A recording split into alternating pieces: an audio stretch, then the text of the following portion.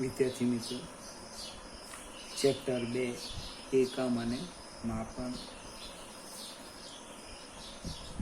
SI પદ્ધતિની પ્રથમ ત્રણ મૂળભૂત ભૌતિક રાશિમાં આપણે એક અંતર લંબાઈના માપનની વાત કરી. હવે દળની વાત કરીએ.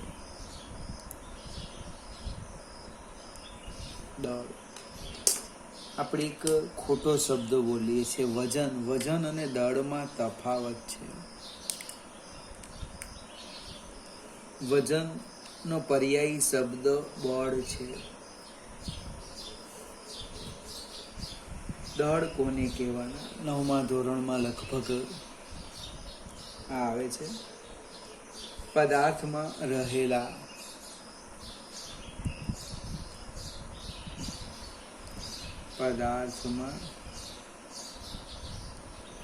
રહેલા દ્રવ્યના જથ્થાને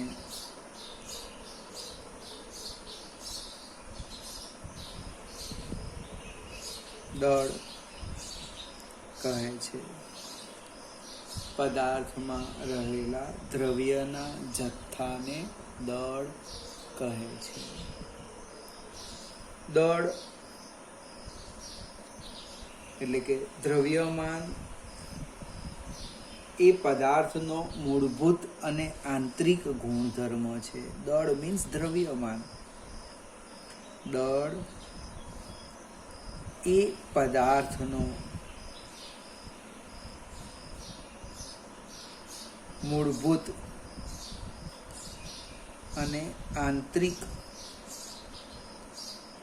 ગુણધર્મ છે. મૂળભૂત અને આંતરિક ગુણધર્મ એટલે એના ઉપર દબાણ વધવાથી દળ વધે ઘટે એવું નહીં થાય. તાપમાનમાં ફેરફાર કરો એ દળ પર આધારિત નથી અથવા તો એનાથી સ્વતંત્ર છે. દળનું માપન આપણે સાદી તુલાની મદદથી કરીએ. દળનું માપન સાદી તુલા. આપણે 11મા ધોરણમાં એક આખો પ્રેક્ટિકલ છે. દળનું માપન કેવી રીતે કરવાના તુલાની મદદથી. 2 કલાકે પણ વિદ્યાર્થી પ્રેક્ટિકલમાં એક રીડિંગ ના લઈ શકે. સાદી તુલા કેવી છે દરેકને ખ્યાલ છે. આજે તો ઇલેક્ટ્રોનિક્સ કાંટો આવી ગયો. તો સાદી તુલામાં કંઈક આવી રીતના એક સમક્ષિતિજ દાંડી હોય, એને 2 છેડે રાજવા મૂકેલા હોય. આ રીતના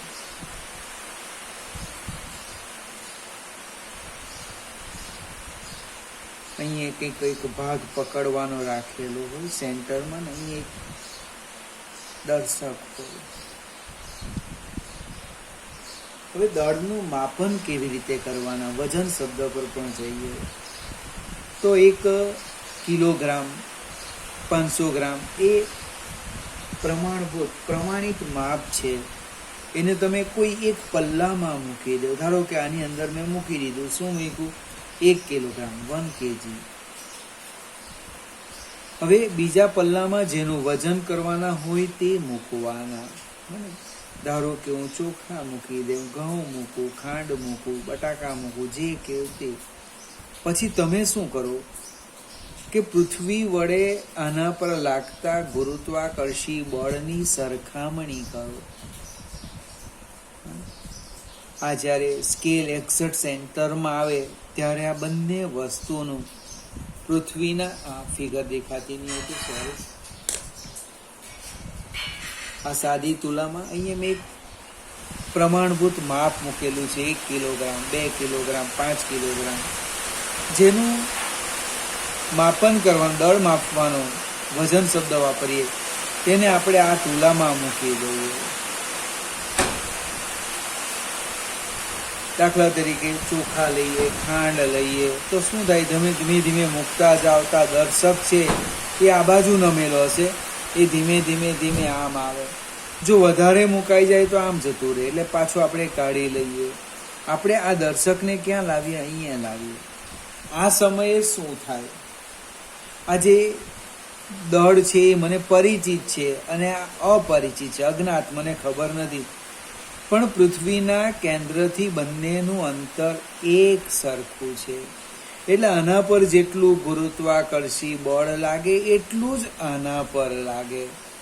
ટૂંકમાં સાદી તુલામાં આપણે ગુરુત્વાકર્ષી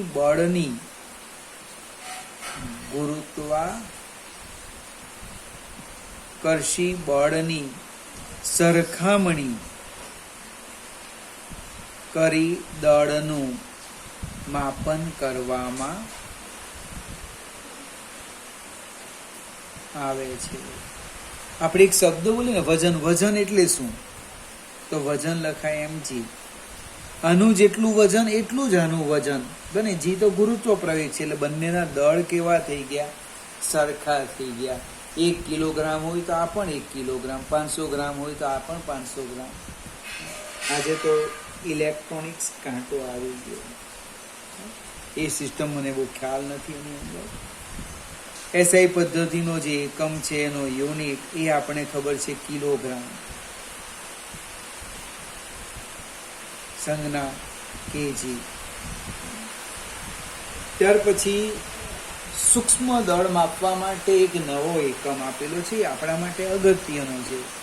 કિલોગ્રામ, ગ્રામ ખબર છે, પણ પરમાણુનું દળ, ઇલેક્ટ્રોનનું દળ, પ્રોટોનનું દળ નક્કી કરવા માટે એક નવો એકમ લીધો છે, અને નવો યુનિટ એક છે યુનિફાઈડ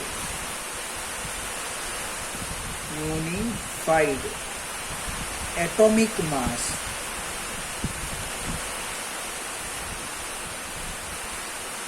યુનિફાઈડ એટોમિક માસ, એની સંજ્ઞા છે સ્મોલ યુ. કેટલીક વખત AMU લખતા હતા, એટોમિક માસ યુનિટ. હવે આપણી પાસે સંજ્ઞા છે યુ. હવે યુનિફાઈડ એટોમિક માસ યુનિટ એટલે શું?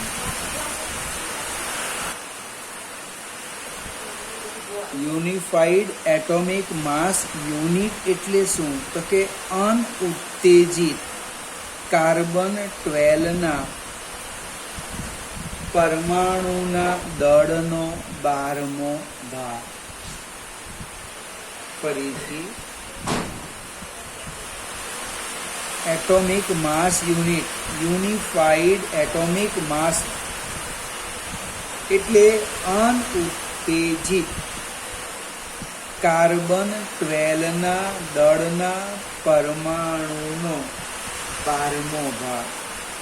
અને એ જો લખી શબ્દો ભૂલી ગયો, પરમાણુના દળનો કેટલામો ભાગ? 12મો ભાગ. જો કેમેસ્ટ્રીમાં ઇન્ટરેસ્ટ હોય તો પ્રયત્ન કરજો. C12 એટલે 12 શું છે? એનો અણુભાર, પરમાણુ ભાર છે, ગ્રામ પર મોલ. એક મોલનું દળ આટલું, એટલે એક મોલમાં પરમાણુની સંખ્યા કેટલી તે જો. એવોગેડ્રો, એનું દળ આટલું, તો એક પરમાણુનું કેટલું ભાગ્યા 12 કરો એટલે યુનિફાઈડ એટોમિક માસ આવી જશે. એક યુનિફાઈડ એટોમિક માસ બરાબર 1.66 into 10⁻⁻27 કિલોગ્રામ. આ તમારે યાદ રાખવાનું છે. એક યુનિફાઈડ એટોમિક માસ બરાબર 1.66 into 10⁻⁻27 કિલોગ્રામ. ત્યાર પછી એક સ્ટેપ આગળ જઈએ ચોપડીમાં. સૂક્ષ્મ કણોના જે દળ છે એ દળ માસ સ્પેક્ટ્રોગ્રાફ આ પણ છે. સૂક્ષ્મ કણોનું દળ કોની મદદથી માપવાના? માસ સ્પેક્ટ્રોગ્રાફ. અને સૂક્ષ્મ કણોના દળ માસ સ્પેક્ટ્રોગ્રાફની મદદથી નક્કી કરવામાં આવે છે. એની ચર્ચા આપણે 5મા 6થા ચેપ્ટરમાં કરીશું. વિદ્યાર્થી મિત્રો, સમય તમે જરા જોઈ લેજો, પણ ચોપડી હાથમાં આવે એટલે વધારે ખ્યાલ આવશે. હવે પછીના વિડીયોમાં આપણે એસઆઈ પદ્ધતિ સિવાયની એટલે કે ત્રુટિની વાત કરવાના છે. એક નવો મુદ્દો સમજીશું.